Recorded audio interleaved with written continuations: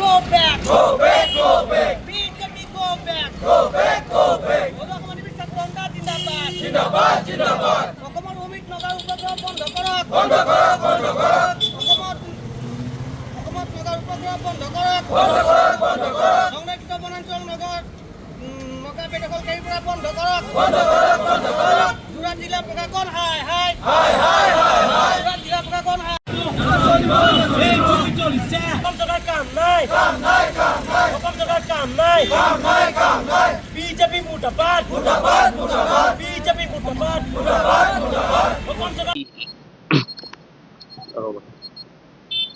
অসম নাগালেণ্ড সীমা সমস্যাক লৈ যি আমাৰ নাগাজাংকা ভেলুতলত যি পৰিস্থিতি হৈ আছে তাক লৈ আমি খুবেই ক্ষোভিত। কাৰণ অসম চৰকাৰৰ যি গৃহ বিভাগৰ যি গাফিলতি তাৰ বাবে চাগে আজি আমাৰ এনেকুৱা ধৰণৰ কাৰ্যসূচী ল'বলৈ আমি বাধ্য হৈছোঁ। কাৰণ যিটো ভূমিত আজি 7-8 বছৰ আগত আমি কাম কৰা চাইছোঁ, জব কাৰ্ডৰ কাম কৰিছিলে, যিটো ভূমি আমাৰ নিজৰ ভূমি হয়, য'ত আমি কাম কৰিছিলোঁ, তাৰ পৰা আছিলোঁ, কিন্তু আজিৰ যুগত সেই অৱস্থাটো হৈ থকা নাই।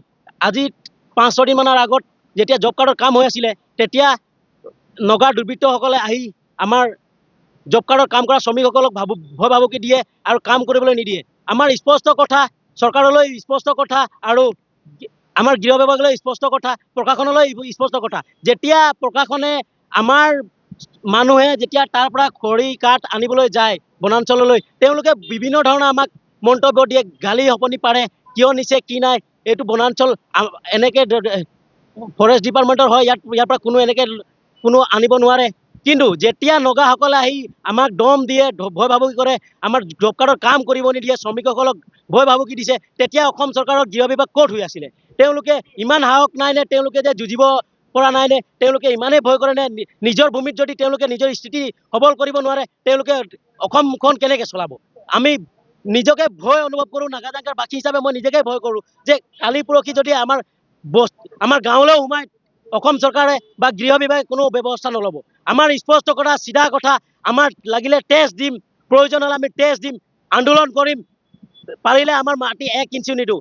যদি তেওঁলোকে ভাবে যে নাই অসম চৰকাৰে একো কৰিব নোৱাৰে, অসম চৰকাৰে নোৱাৰিলেও কিন্তু আদিবাসী ছাত্ৰ সন্থা বা অসমৰ নাগাজাংকাৰ যিসকল বাসিন্দা আছে কোনো ৰৈ নাথাকে। প্ৰয়োজন হ'লে আমি তেজ দিম, কিন্তু 1 ইঞ্চি মাটি অসমৰ নাগালেণ্ডক দিব নিদিওঁ। স্পষ্ট কথা, আমাৰ স্পষ্ট দাবী। আৰু যদি চৰকাৰে এই বিষয়ে কোনো ধৰণৰ ব্যৱস্থা নলয়, পৰৱৰ্তী সময়ত কিন্তু জংগী আন্দোলন কৰিবলৈ আমি আদিবাসী ছাত্ৰ সন্থা বাধ্য হ'ম।